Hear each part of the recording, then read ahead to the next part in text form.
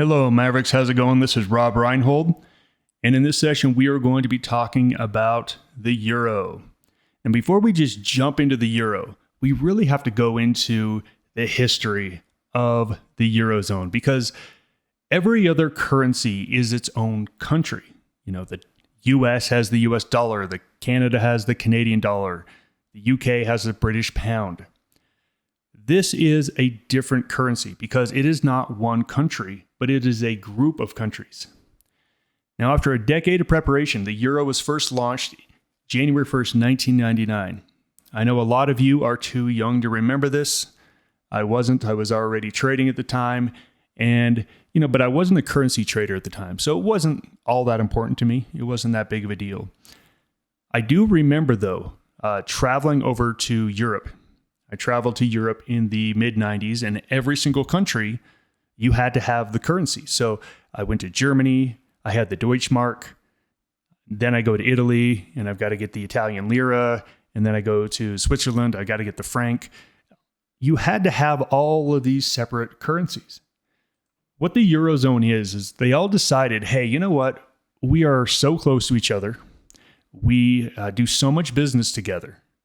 Why don't we make basically a zone of a bunch of countries together and we'll all share everything? So that's what happened. They formed the Eurozone and they launched their own currency. This is the first time ever in human history where a group of countries tried to band together and basically share everything. Now, with the Eurozone, the way it works now is that it's like it's all one country. Before the Eurozone, if you were in Germany and you wanted to send me something in France, we might be 50 miles away.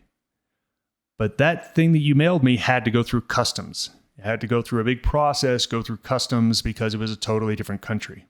If you wanted to come over to visit me 50 miles away, 20 miles away, you may have to go through a border checkpoint and show your passport and do all these things.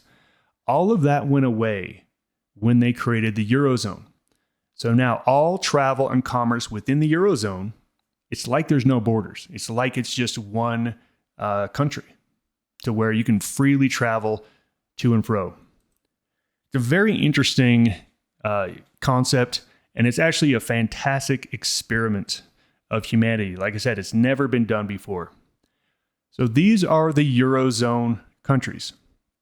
Now, not every single country uses the euro currency. The dark blue are countries that use the euro, and the greenish color are the countries that are in the EU, the Eurozone, but they use their own currency. So just to keep that in mind, not all of the countries are using the euro, but the majority of them are. So let's talk about the imports of the European economy. Their biggest imports, fuel and energy. A huge part of euro imports is fuel and energy. Electronic equipment, number 2. Machinery, number 3. Their exports, machinery, number 1. And this is kind of similar to the United States, where their number 1 import is oil, and their number 1 or number 2 export is oil and gas. Same thing here. There's lots of manufacturing that happens in Europe. Europe is a manufacturing hub, so machinery is a huge deal in Europe. Pharmaceuticals. They also have one of the largest pharmaceutical industries in the world. They are big net exporters of pharmaceuticals. And motor vehicles. And that's mostly thanks to Germany, but lots of motor vehicles produced in the Eurozone and exported around the world. When we take a look at the Eurozone itself, it has a population of 746 million people. That is twice as big as the United States of America. However, the United States of America still has a larger GDP. America's GDP is around 20 billion a year, Eurozone around 16 billion a year. Take a look at the imports and exports though. If you take a look at the US dollar in America, GDP was huge, imports were big and exports were small. This is a much more balanced economy, you can see that there is quite a bit imported, but there's more exported. The Eurozone typically carries a trade surplus where they actually export more than they import. Now, the Eurozone has been a roller coaster, but right now it is a 91.9% debt to GDP ratio, which again, what does that mean? Is that good or bad? In currencies, everything is relative. You can't answer that question without saying what everyone else is doing. If everyone else is at 200% debt to GDP, this is a fantastic number. If everyone else is at 50% debt to GDP, this is a bad number. It's all relative to the rest of the world. Before we really jump into the euro, let's go through just some quick facts here. When the euro was introduced, it was the biggest cash changeover in human history. And I want to say they gave it, I think it was about 5 years, where if you had, again, Deutschmark, you had a French franc, you had 5 years to go in and turn that in and get euros. After 5 years, that was just, it turned into paper. It was not worth anything. The largest changeover ever to where people converted their money. The euro banknotes are made of cotton, and the euro is one of the least counterfeited currencies in the world. If you want to go onto a rabbit hole, look into the security and the counterfeiting defense that the euro goes through. It's phenomenal. There's a lot of things happening on that euro note that you just have no idea of. Hologram stuff, laser lights. I mean, it's crazy what they've done. And it's actually one of the least counterfeited currency in the world. It's estimated that only 17 euros out of every million is counterfeit, which is a very, very low number. And the euro is the second largest amount of currency in circulation after the dollar. Now, it hasn't been a smooth ride for the Eurozone. Remember, this is the first time in human history when this has been attempted, and everyone had this kumbaya moment. We're all going to get together. There's going to be no more borders, no more tariffs. There's going to be no more customs and passports, and everything's going to work out great. Here's the problem. About 10 years later, the Eurozone almost collapsed. It almost collapsed. And what happened was several countries, notably Greece, number one, Italy and Spain, they began to have serious economic problems where their banking systems were collapsing. And the governments, they stay afloat. They sell bonds, bring in money, and then they use the tax revenue to pay off those bonds over time. What was happening is that investors started to not want to buy bonds from Greece or bonds from Italy or bonds from Spain. And the only way that these countries could sell them was to sell them at higher interest rates. It got up to 10, 15, 20, or Greek bonds got up to 35% interest. Now, how in the world can a government that's already in trouble borrow money at 35% and stay alive? And so these countries, they turned to the Eurozone and said, we need help. We need you to bail us out. Here's the problem. The other countries said, hey, you're in this situation because you were done with your money. Imagine you're in a family and you let everyone borrow money, and there's one person in the family that just blows it all the time. And they come to you like, I really need help. I'm going to get kicked out of my apartment this week. I need some more rent money. You see their actions and you say, I'm not going to give you any more money because I see your actions. That's basically what happened. And there was serious concern because when they adopted the Eurozone agreement, there is no way for a country to leave the Eurozone. It wasn't written into the documents. And so people didn't know what was going to happen. What if Greece collapsed? What if the rest of the countries said, Greece, we don't want you anymore? Do they then have to issue their own currency? Do they have to get their own central bank? How does that even work? And there were 2 or 3 years there where literally the Eurozone was on the brink of collapse. Now, at the end, the central bank president came out and announced that the ECB guarantees all government bonds from all countries. As soon as the ECB did that, and they said that we will do it endlessly. All of a sudden, those bonds came down substantially to where Greece, Italy, and Spain could actually start to issue bonds again because they knew, investors knew, that the central bank would honor those bonds indefinitely. So let's talk about that central bank. The ECB, or the European Central Bank. This is the group. Now, the ECB is made up of several different boards. We're really concerned about the executive board. Now, the executive board is only 6 people. President, vice president, 4 other members. That's it. They're appointed for a term of 8 years, so they're not elected, they're appointed. This is a very small number of people to make some really big decisions. Just 6 people controlling the entire Eurozone. Now, they have a single mandate in the ECB. They do not have any more mandates about growth or employment. One mandate, price stability. What does price stability mean? It means inflation. Keep inflation somewhere between 1% to 3%. You don't want it below that because there's negative things that happen when it goes below that. You don't want above that because there's negative things. That's their only job. They have a single mandate. So when the economies slow down around the world, there's other central banks that have mandates for growth. So they can go and cut interest rates and do all the things that make and stimulate growth. The ECB cannot do that. The ECB's single mandate is price stability. And if inflation is in their range, they can't do anything to help growth at all. So this is one of the things, again, this ECB has their hands tied a lot of times because of this single mandate of price stability. Let's take a look at some of the economic reports you're going to have to know when trading the euro. Quarterly GDP reports of the Eurozone, those are going to be important.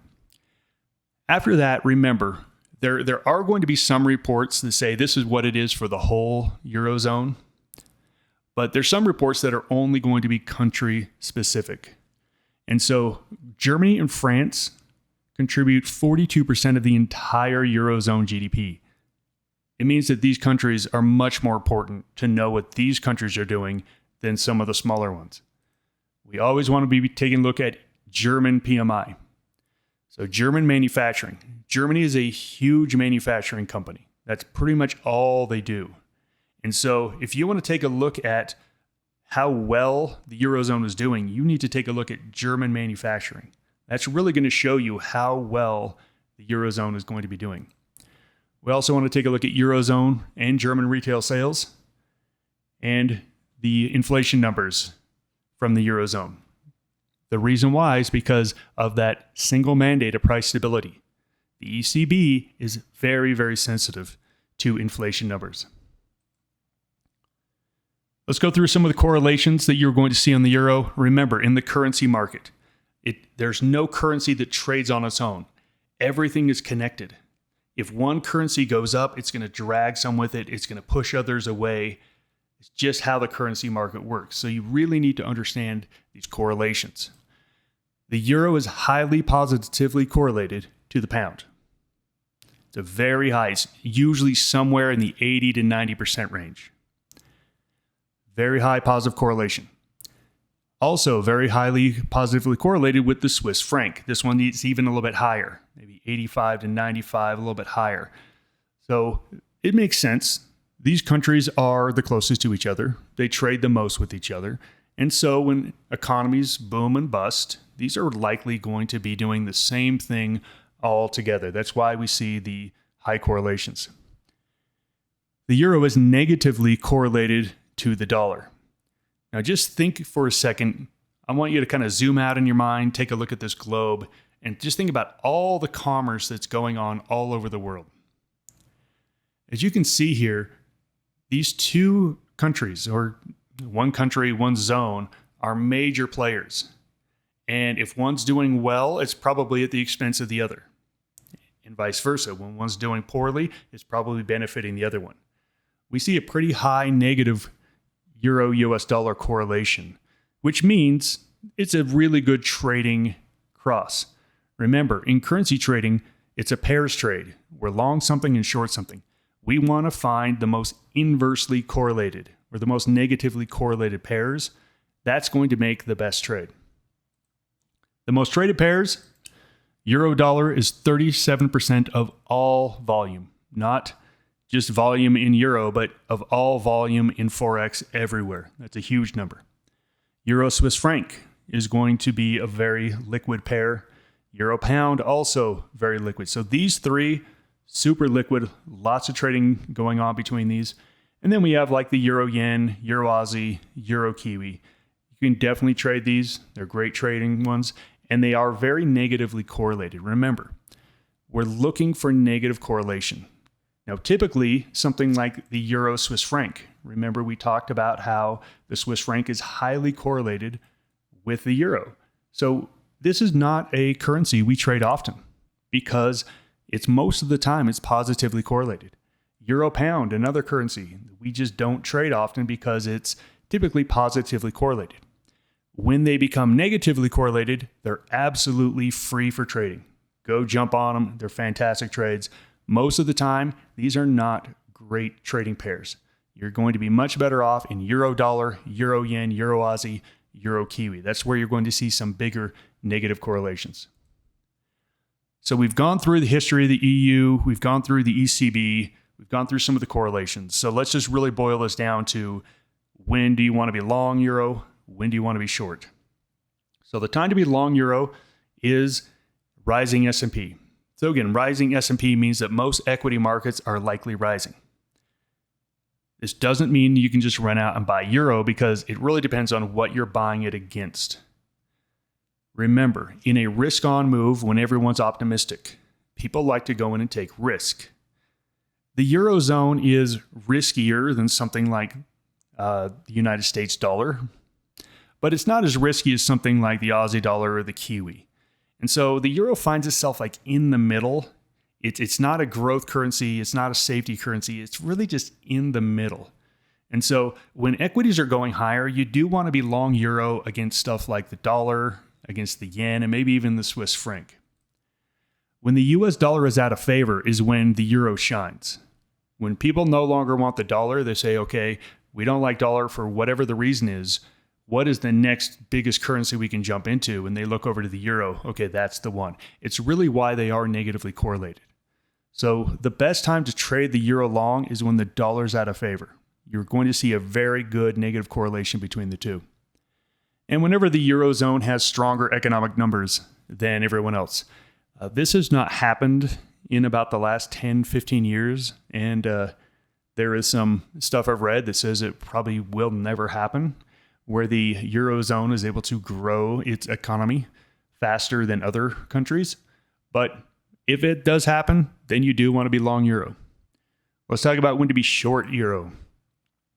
When global equities are falling. Again, it's the same thing against some currencies. When equities are falling, it means people are panicking and people are looking for safety.